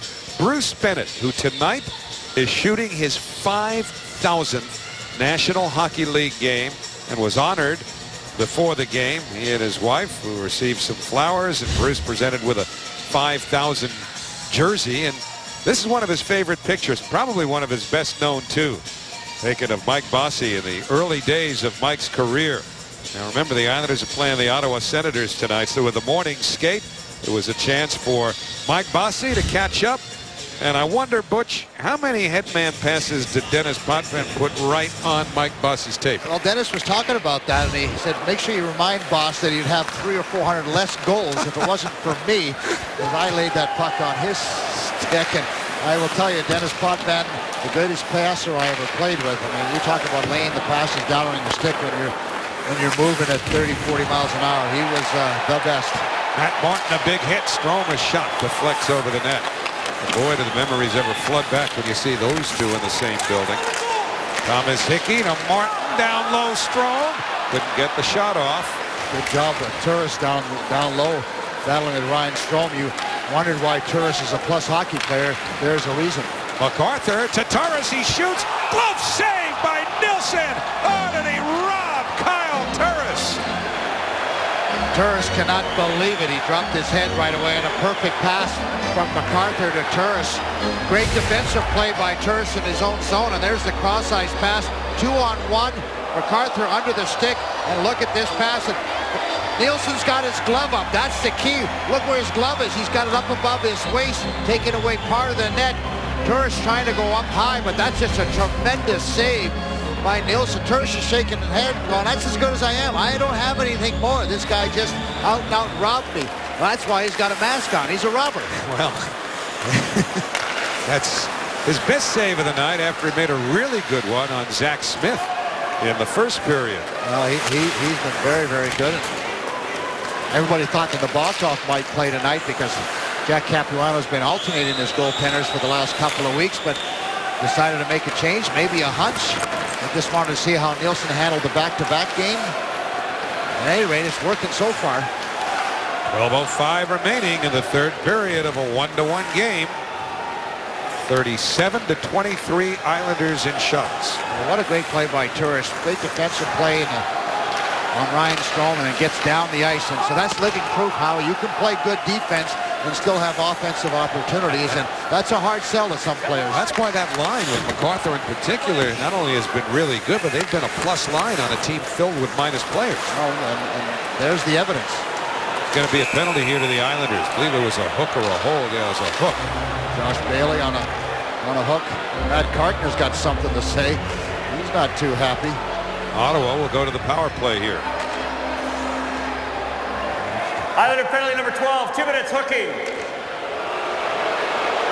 So Bailey will sit down for 2, and Turris knows that he had a gimme until Nielsen changed all that. Well, he took a good hard look, but Nielsen was in great position, and I like where he has his glove. He's got it up in the air, not down, near his skate. Sometimes you drop it in. Josh Bailey, oh boy, you know what, that is so, how are you supposed to check anybody if you can't get your stick under their stick? And that's just really, really, really tough. That's why I wouldn't be able to play now and go through with no minutes and penalties, because, I mean, you got to be able to do a couple of things. But it goes as a penalty to Bailey, and so Hemsky starting out on the 4th Ottawa power play. They're 1 for 3 with 3 shots. Carlson to Hemsky.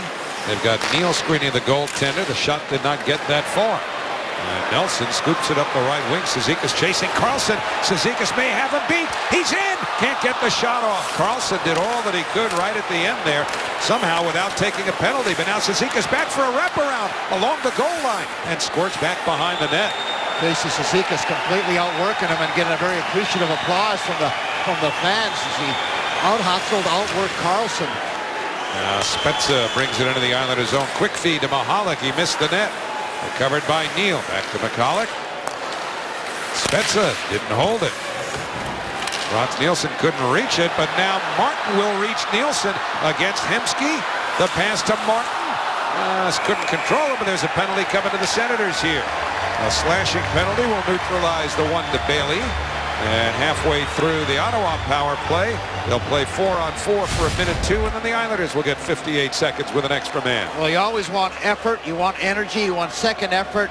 Well, you're getting it right there with Casey Cizikas as he just out-hustles, out-positions Carlson. See him step in front of Carlson, and then he stayed right with it. And the Islanders' aggressive penalty killing forces the Senators to take a penalty. Not even a good penalty. I mean, Matt Martin really didn't have control. Carlson with a little bit of a slash. Casey earned the oxygen with that shift. He really did. That was outstanding. But we only saw part of his work there, too, how he stayed with it, was able to retrieve the puck once more, try a wraparound. So big shift for Casey Cizikas. Plays 4th-line center, but has 1st-line heart. 9:24, the time of the slashing penalty to Carlson. MacArthur trying to sneak through, surrounded by 4 Islanders, turns the puck over. And it's Strome now, with 3 Senators around him, so Ryan cuts back the other way. And now Thomas Hickey peels back and gets Strome in motion over the line. Makes his move, got to the forehand, but by that time Anderson was well to the post. More confidence in Ryan Strome's game. You wouldn't have saw that in his first 6 or 7 games. Kyle Turris, 2 Islanders on him. Round to MacArthur. Mark MacArthur, a great signing by the Senators last summer. Puck driven wide by Wierkosh and chipped out of the zone by Strome. This one's going all the way down, but short of the goal line.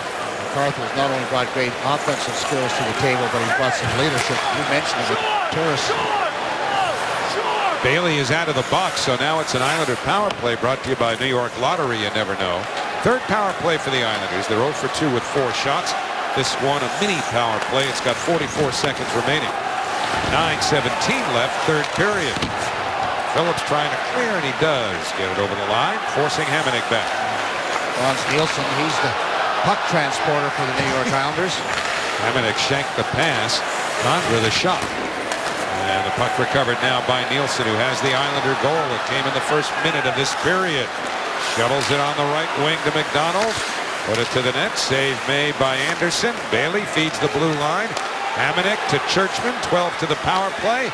Hamonic with a pass to the front of the net. Now Nielsen follows, and Anderson got over. By in a hurry, recognized the tough rebound. Carlson set to come out of the box. Churchman to Nielsen. Penalties over.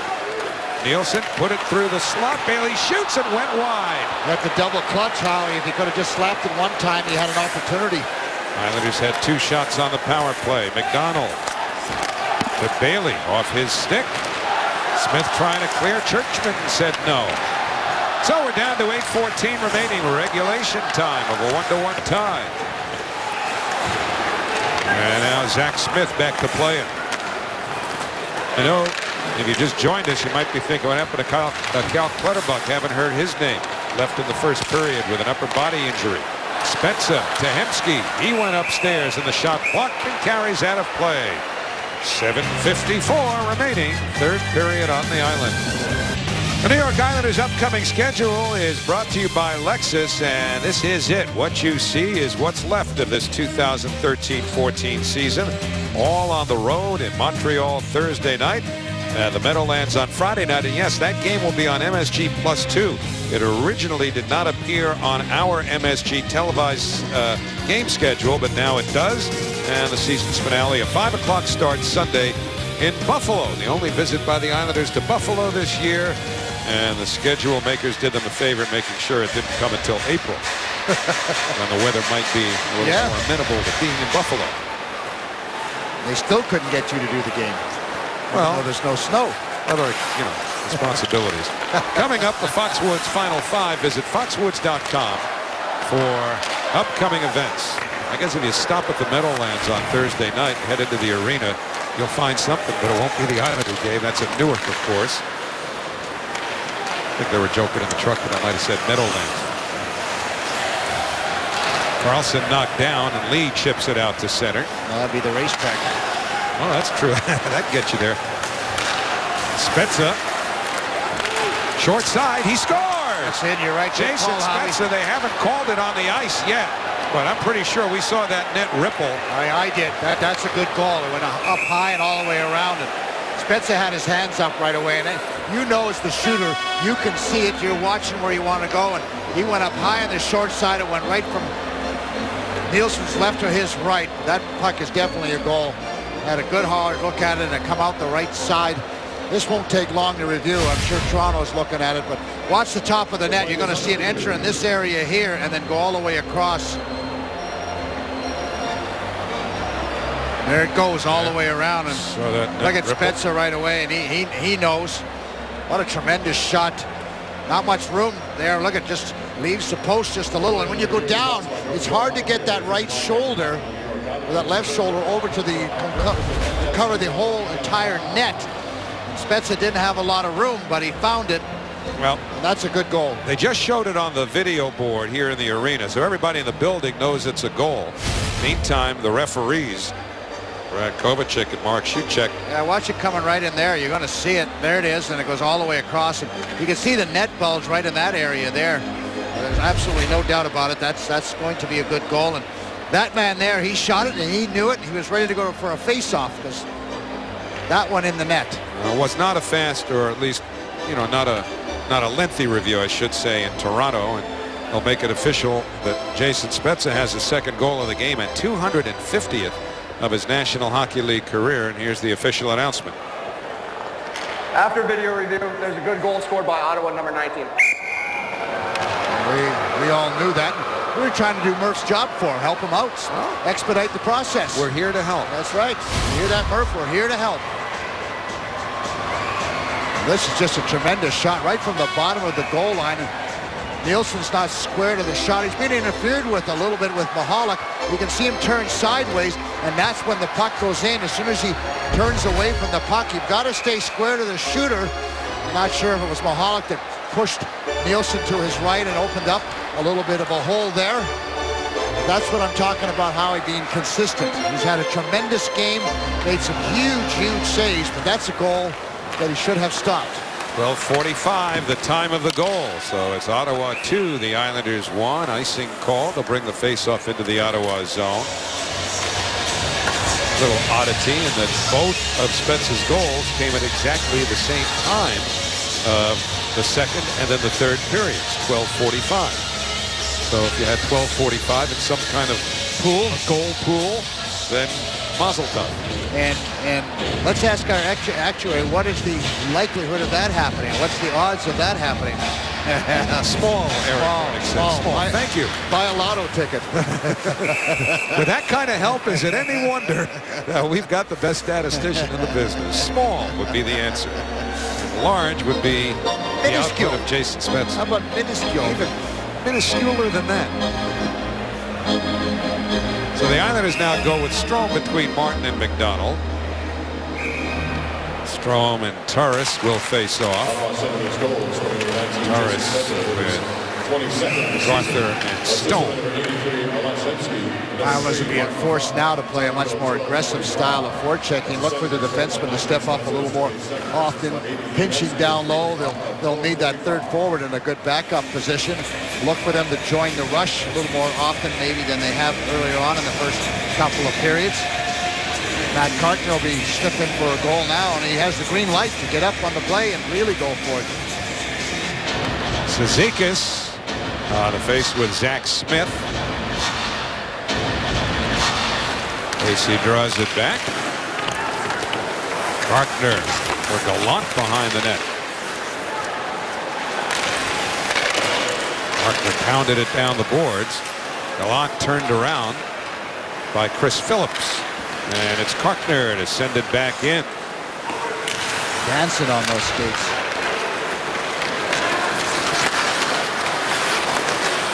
Cizikas intentionally or otherwise engages his goaltender. Hemsky and Mathot picked up the assists on Spezza's 22nd goal. Second goal of the game for Spezza. And now here he comes again, looking for three away from Donovan towards the net. Nilsson the save.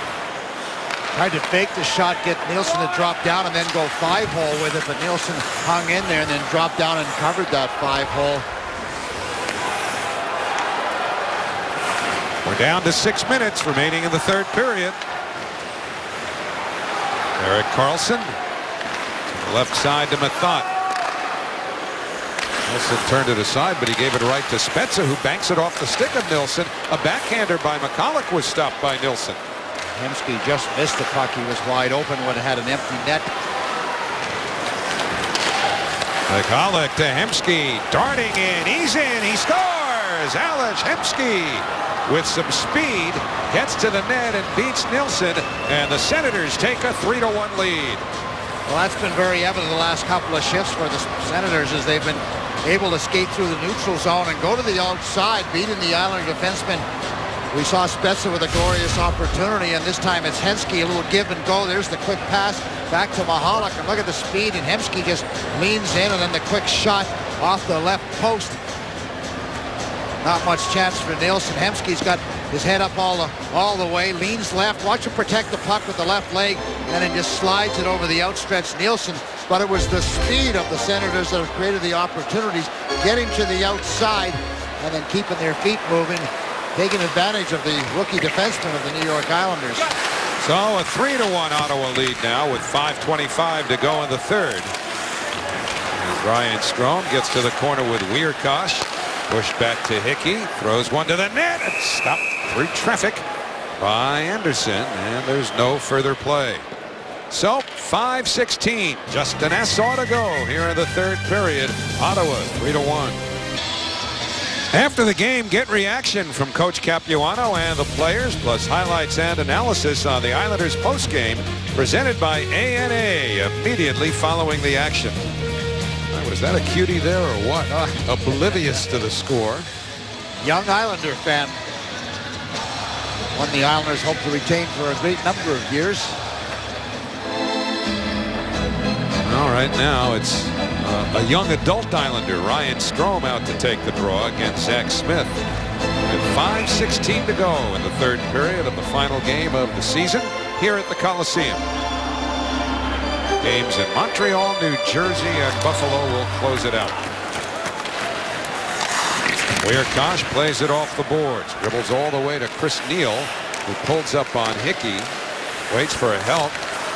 Off to Zibanejad. Got knocked down by Strome. And now Martin throws it back into the Ottawa zone. Wierkosz has it there. Up the left wing. On the move, Zibanejad. With a drop, gets a return, put it out in front, missed by Neal. He got knocked down. Hustling over is Smith. Zach Smith will keep it deep for the time being by throwing it into the corner. Just a little update on the scores, Howie. Everybody in the Eastern Division is either won or winning their games. Detroit is winning. Columbus is winning. Rangers have won. Flyers are up 4-0. Flyers will clinch a playoff spot with a win, and that would assure a Ranger-Flyer first-round playoff series. Home ice, the only thing still to be decided there, and the Rangers with a 2-point lead. Flyers with one extra game to play. Rangers have 2 games to play after tonight. Philadelphia will have 3. Nielsen to Bailey with room. He shoots. He clipped the side of the net. Anders Lee with under 4 minutes to go. Out to Churchman. Couldn't field it cleanly. And the lead for Condra results in his getting a step on Churchman, averting an icing. Condra trying to kill a little time here, but he made a bad pass. The Senators were changing, and rather than just hold on to that puck down there, Condra made an unnecessary pass, and that was going to be a penalty. Yeah, you never want to pass the puck up the ice when you have a 2-goal lead, particularly less than 5 minutes to go in the game. You're better off to eat it. Not a good play by Condra. You called it right, Howie. Islander penalty, a bench minor, too many men on the ice. But the penalty goes to the Islanders, a bench minor, and now Ottawa with 3:40 to go will have the power play. So you're watching the Foxwoods Final 5. Now here's some news for you.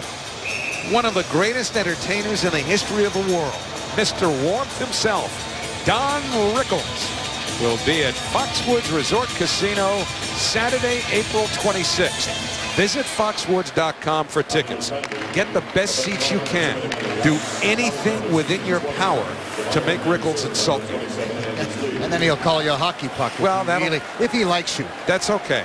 Anything that you can do to get Rickles to recognize you and insult you will be a memory you will cherish forever. The puck missed by Stone.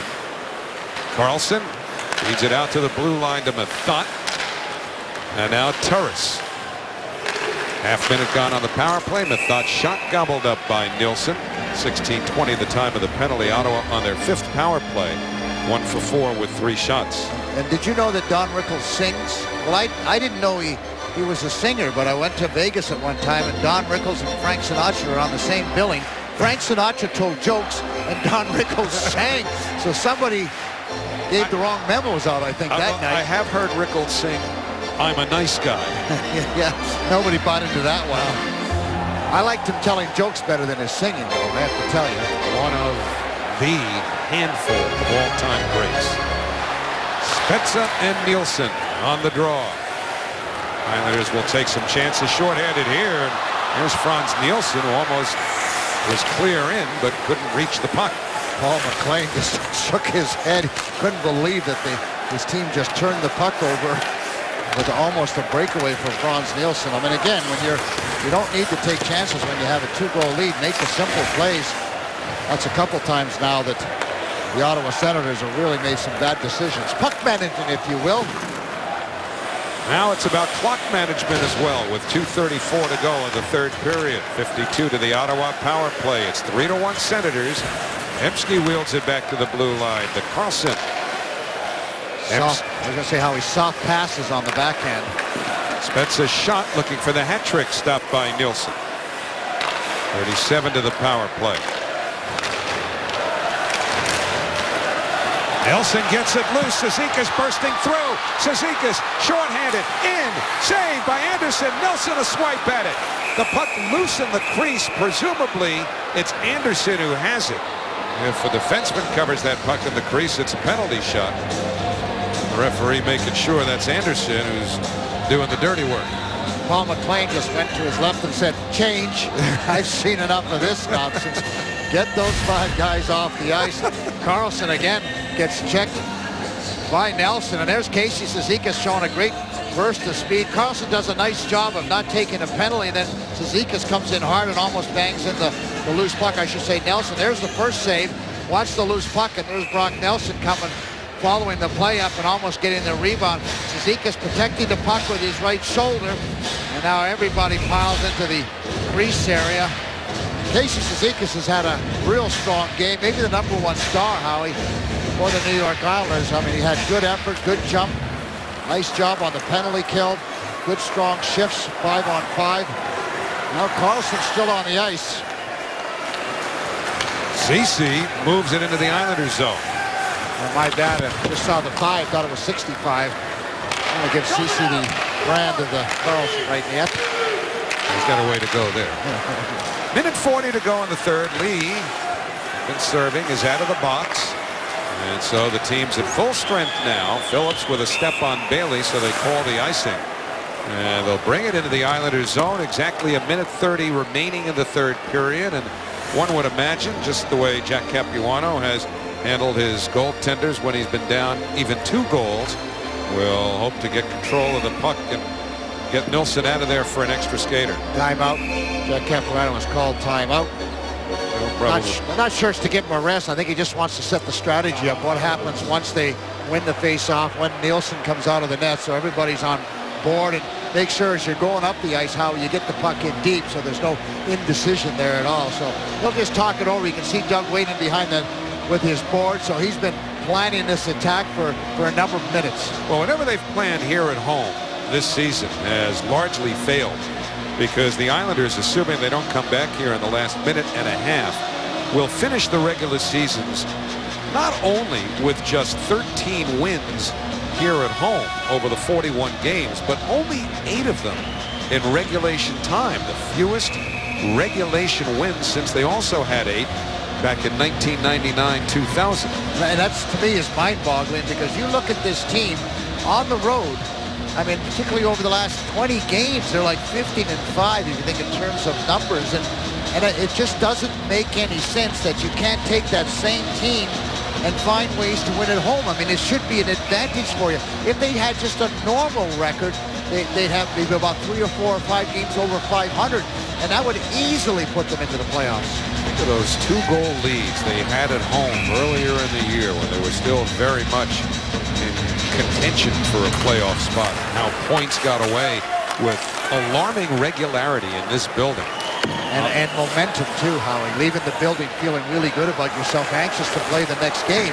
Instead, you're disappointed, you're frustrated, and wondering what the heck happened. And now you got to get ready to play another game. Islanders get it into the Ottawa zone, so Nilsson goes to the bench. The Islander net is empty. Wierkosh tried to clear it, went off of Hamonic and stays in. Anders Lee gets it to the next stop, and then Lee gets it again. Nelson just missed. He got it in front of the net. Final minute of the third period. Strome across. Bailey's shot stopped. Empty net for the Islanders. They have an extra skater. 50 seconds remaining. Zibanejad pokes it down the boards, racing with Hamonic. And Hamonic will, at the very least, be able to keep Zibanejad from taking a shot at that empty net. Good job of using your body to shield the puck and to keep Zibanejad onto the outside. Phillips played it off the boards. Not out. Down to a half-minute remaining in the home season. Anders Lee for Nelson. He's stripped by Spezza, recovered by Lee. Loose puck. Cizikas was turned around. Senators recover. It's brought by Spezza to center. He's looking for the hat trick, but instead passes to Kassian, who hits the open net. There's an unselfish play by Jason Spezza. It makes it 4-1 Ottawa with 11.2 seconds remaining in the third period. Not a whole lot to say, Howie. I mean, it's... Who sang "See You in September"? Yeah, that's exactly right. I mean, Senators had a very, very strong period. Up a goal after 2, but really found a way to win this hockey game in spite of not a whole lot of offensive production in the first couple of periods. So that's the next time the fans here will see the Islanders in September. Right, exactly right. And I guess just says it all about the Islander home season. It's been very frustrating and very disappointing. And now it is over. It will be as soon as you hear the horn. And there it is. So the Ottawa Senators have defeated the New York Islanders 4-1. Spezza with 2 goals. Broke a scoreless tie a little past the midpoint of the second period with a power play goal. Spezza, Hemsky, Kassian here in the third period for Ottawa after Frans Nielsen had tied it in the first minute of the period. So I guess you could say that Spezza was listening to us, Howie, because he responded pretty well when we talked a little bit about maybe he was a little bit of a disappointment for the Ottawa Senators, or perhaps didn't quite reach the expectations as the Islanders salute their fans. And there are diehards here too that no matter whether a winning or a losing season don't want to let it go, and will somehow savor even so many of these kids who might not be Islanders next year, just getting a little taste of the NHL at the end of this season. Savor the sight of them leaving the ice, knowing they won't soon see it again until next September. And for the Islanders, it's a tough one, because even though your season is drawing to an end, you don't like to lose at home in the last game. I mean, that's the game that you want to finish on a very positive note. You want to give your fans something, even if you can't give them everything they wanted. You wanted to give them one last positive look at this team, and they weren't able to do that. And I don't know if that's the proper sign for right now. By whose standards it would be considered great, but well, that's a true fan. That's a loyal fan, yes. That's right. That's a true fan. They finish at home, 13 wins, 19 losses, 9 ties. Not nearly good enough if your hopes are to make the playoffs. Ottawa wins it 4-1. Stay tuned now for the ANA Islanders postgame show coming up right after these.